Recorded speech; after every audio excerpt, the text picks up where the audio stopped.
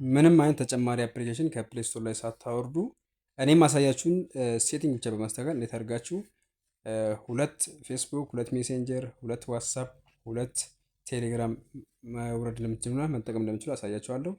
ላይክ፣ ፎሎ፣ ሪፖርት ማድረግ አይረሳ። አመሰግናለሁ። እሺ እንደተለመደው ቀጥታ ወደ ሴቲንግ እንገባለን ማለት ነው።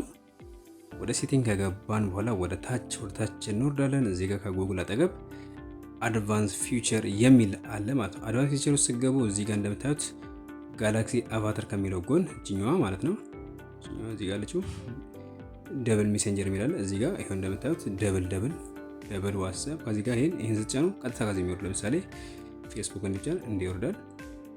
ከዛ ዋትስአፕ፣ ከዛ ኢንስታግራም፣ ቴሌግራም ከዛ ሜሴንጀር በቃ ፕሌይ ስቶር ላይ ሳትሄዱ ማለት ነው።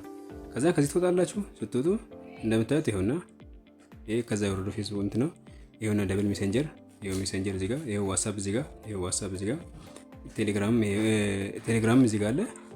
ስለዚህ እንደዚህ ደብል አድርጋችሁ አውርዳችሁ መጠቀም ትችላላችሁ። ይሄ ፊቸር የሚሰራው ሳምሰንግ ላይ ነው ማለት ነው። ፕሌይ ስቶር ላይ ገብታችሁ ሳታወርዱ በዚህ ደብል መጠቀም ትችላላችሁ።